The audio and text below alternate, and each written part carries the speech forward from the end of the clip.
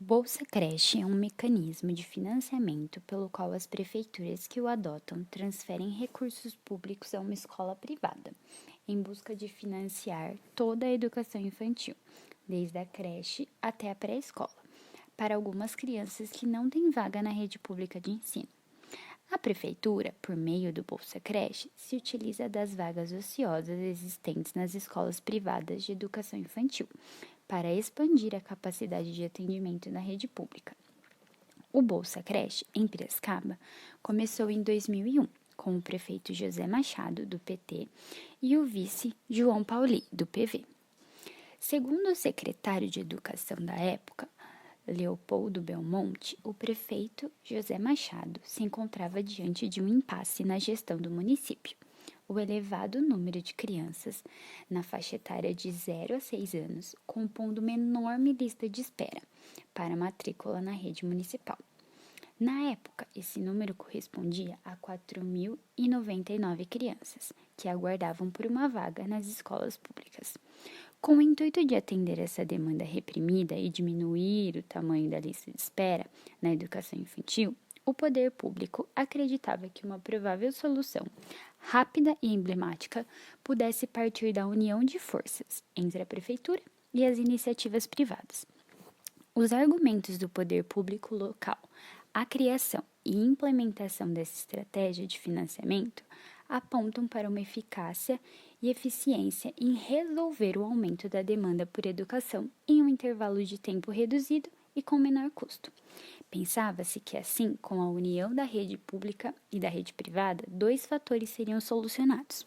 De um lado, o elevado número de crianças desatendidas pelo poder público, de outro, as dificuldades de sobrevivência da iniciativa privada diante do desequilíbrio entre a oferta e a procura por vagas.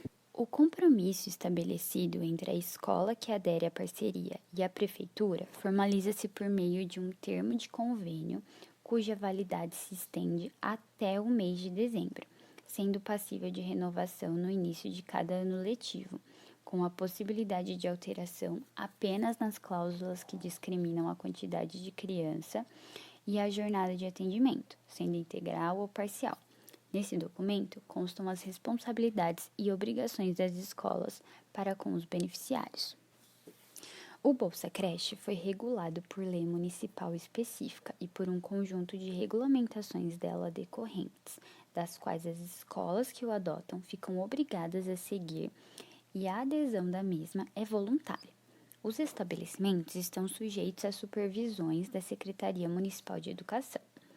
Para a escola de educação infantil privada, regularizada e aprovada, sendo elas entidades filantrópicas, ONGs ou escolas particulares que adotem o Bolsa Creche, o poder público local, no caso a prefeitura, repassa um valor per capita em função do número de alunos matriculados e frequentes.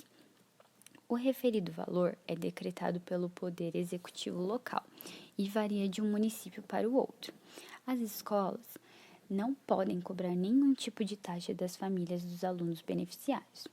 Não há um critério específico para a seleção das crianças para a rede pública, tampouco para as beneficiárias do programa.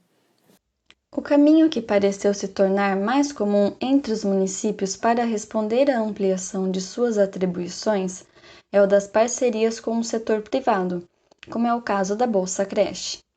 Nesse sentido, acredita-se que a adoção desse tipo de estratégia constitui-se como um dos principais mecanismos de privatização da educação infantil no estado de São Paulo. A privatização abrange a desregulação, a desestatização, desmonopolização e parceria com o setor privado, por meio de convênios ou contratos para execução de serviços. Os argumentos do poder público local para a criação e implementação dessa estratégia apontam para sua eficiência em resolver o aumento da demanda por educação, em um intervalo de tempo reduzido e com menor custo. Segundo estudos realizados por Cássia Alessandra Domiciano, nas cidades de Piracicaba e Hortolândia, após a implementação do programa Bolsa Creche, decresceu a oferta de vagas no setor público e aumentou no setor privado, o que reforça o caráter privatizante do Bolsa Creche. Esses estudos ainda mostraram regularidades importantes em torno do programa, como a transferência de responsabilidade do atendimento à educação infantil para a esfera privada, o aumento do gasto do aluno nesta etapa básica, a ampliação de convênio via escolas privadas e alterações na organização administrativa das secretarias de educação, devido à criação de novos departamentos e contratação de novos funcionários. O advento do programa Bolsa Creche aponta ainda outras tendências para a oferta da educação infantil, como a inserção desta etapa de escolaridade em uma lógica mercantil e privatizante, a corrida por parte dos empresários educacionais por maiores aportes financeiros públicos para manterem seus lucros e seus estabelecimentos em funcionamento, e, por fim, a expansão da oferta da educação infantil via esfera privada. Ainda existem diversos cidadãos brasileiros e trabalhadores que não sabem sobre esse direito que possuem. O auxílio creche é direito de todos os trabalhadores de empresas privadas. Muitos ainda não sabem, mas esse benefício está previsto na Consolidação das Leis do Trabalho, o CLT. Todo estabelecimento que tenha mais de 30 funcionárias mulheres com mais de 16 anos tem a obrigação de oferecer um espaço físico para que as mães deixem os filhos de 0 a 6 meses enquanto trabalham. Caso não ofereçam esse espaço, as empresas são obrigadas a pagar o auxílio creche. É importante lembrar que o valor e a duração desse auxílio varia de empresa para empresa, sendo negociado de forma coletiva com a categoria ou convenção. E existem casos em que várias empresas estendem o benefício para homens que são pais. Isso pode variar de acordo com a instituição. Vale ressaltar que esse tipo de auxílio é destinado para crianças de até 6 anos de idade. Uma curiosidade: o Bolsa Família continua firme e forte depois que o governo federal resolveu cancelar o Renda Cidadã. Agora que o novo programa que iria substituir o Bolsa Família está fora de cogitação, surgiu a ideia de turbinar o Bolsa Família. A intenção do governo é ampliar os recursos e aumentar o valor do benefício para os próximos anos, criando novos benefícios como o auxílio creche. Uma outra alternativa é incentivar os estudantes do Bolsa que têm bons rendimentos na escola, oferecendo prêmios. Algumas propostas: um auxílio creche mensal de R$ 52,00 por criança, um prêmio anual de R$ 200,00 para os melhores estudantes, uma bolsa mensal de R$ 100,00 mais um prêmio anual de R$ 1.000 para alunos destaques em ciência e tecnologia, uma bolsa mensal de R$ 100,00 mais um prêmio anual de R$ 1.000 para alunos que se destacarem em atividades esportivas. Além da renda de R$ 200,00, o objetivo é também angariar ajuda financeira de R$ 52,00 para famílias carentes com crianças de até 5 anos. E, além disso, o auxílio creche de cerca de R$ 200,00 para mães. Os estudantes cuja família recebe o Bolsa Família seriam contemplados com as premiações de acordo com o projeto do governo. O objetivo é alcançar 1,8 milhões de estudantes anualmente com o valor de R$ 200,00. Pensando em dias mais atuais, infelizmente nós não encontramos dados concretos sobre a vigência do programa Bolsa Creche em Piracicaba.